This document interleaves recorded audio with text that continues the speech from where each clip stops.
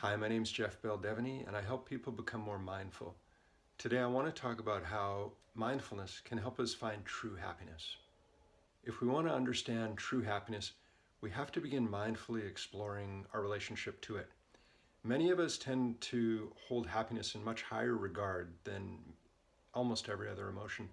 And this makes perfect sense because happiness is something that feels good. And as humans, we unconsciously crave things that make us feel good. And we unconsciously are averse to things that we don't want to feel.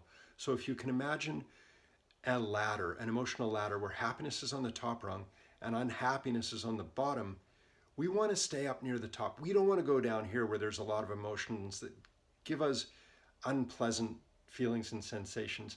Things down here like loneliness and fear and sadness and regret and resentment and anger, those are things that, as we become more mindful, start to become a bigger part of our experience in the sense that we're not pushing them away. We're not running to really do our best to stay up where things always feel good.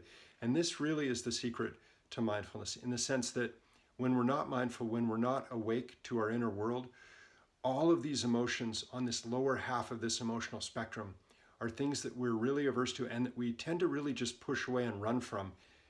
As we become more mindful, we're going to start to acknowledge all of these different emotions, from the ones that feel good to the ones that don't.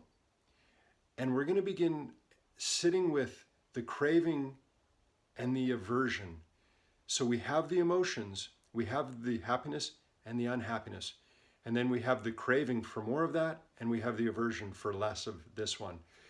As we become more mindful, we can start to sit not only with all of these different emotions, but with the aspect of craving that goes with them and the aversion that goes with them. And we can drive a wedge of objectivity, of mindful observing into this process, so that we're not just unconsciously feeling something that feels good and wanting more of it and chasing after it, or experiencing something that feels bad and trying to get it out of our lives, trying to run from it.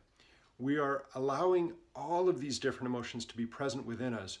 We're allowing the happiness to be there and the unhappiness to be there.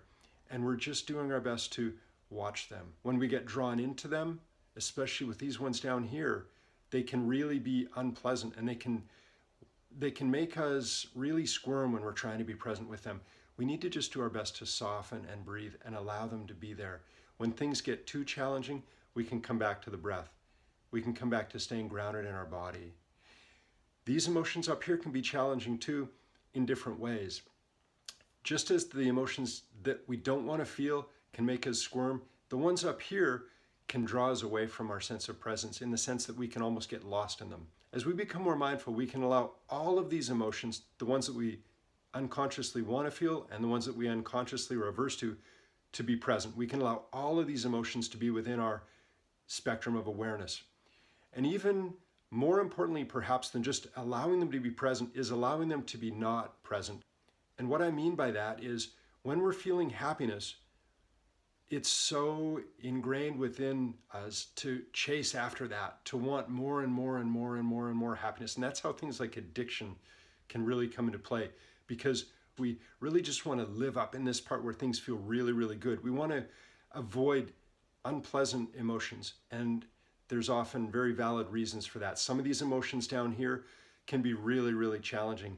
And mindfulness can help us slowly, slowly start dipping our toes, if you will, into this darker, cooler, more scary place. Instead of having to stay up here all the time, we can slowly start allowing these emotions down here to be present as well. And as we do that, we're able to begin allowing them to not be present. And this is equally as important. As we begin allowing all of these emotions to be present, from the ones that leave us feeling good to the ones that are pretty scary and hard to sit with, we can slowly allow these emotions to not only be present in whatever form they take, but we can allow them to be not present. We can allow them to come into our lives and go out of our lives. And that's a huge component of mindfulness. That is, allowing the happiness to be there is equally as important as allowing it to go away, and allowing the fear or unhappiness to be there is equally as important as letting it go away. But there's sort of an inverse relation in the sense that we don't want happiness to go away, and we want unhappiness to go away. So the process of mindfulness is one of slowly becoming willing to allow all of the emotions that we experience as human beings to be present. And our work with these emotions up here, the happiness, the pleasure, our work there is as much about acknowledging it, but letting it go away, letting it be present, which is the easy part, but also letting it shift. Emotions are like the weather. They're like clouds and sunshine. The emotions down here are the rainy, cloudy days. Without the rain, crops can't grow. Without the sunshine, crops can't grow. Life needs both of them. Unfortunately, as human beings, we tend to really just want the sunshine.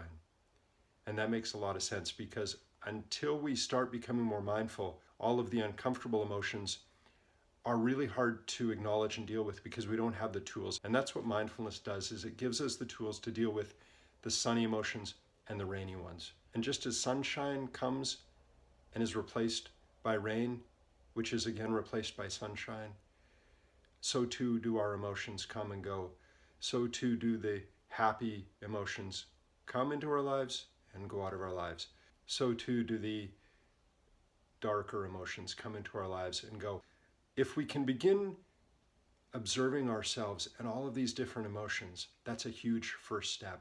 And it's a challenging one because we're so used to just wanting to feel happy, wanting to feel this upper half of the emotional spectrum, and wanting to push away or run from or stuff down this bottom half.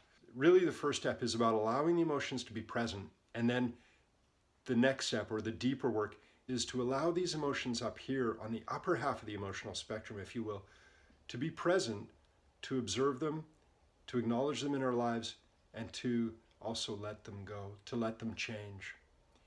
It's easier to do that. It's easier to work with these emotions and practice letting them go than it is perhaps to allow letting all of the uncomfortable ones in our lives be present.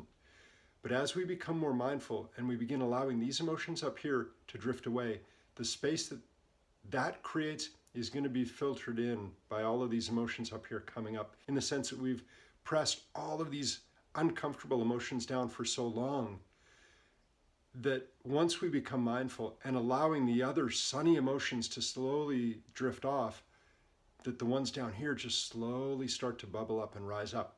And all of the old fear and sadness and loneliness, resentment, all of those emotions that we've pushed down for so long can slowly start to be integrated into our human experience.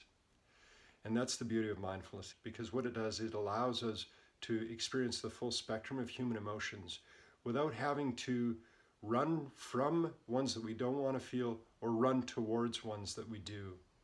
And as we can begin letting all of our emotions be present exactly as they are in every moment, we can slowly start to integrate all of them and become more whole and happy people. And it's in that act of integration that true happiness can be found.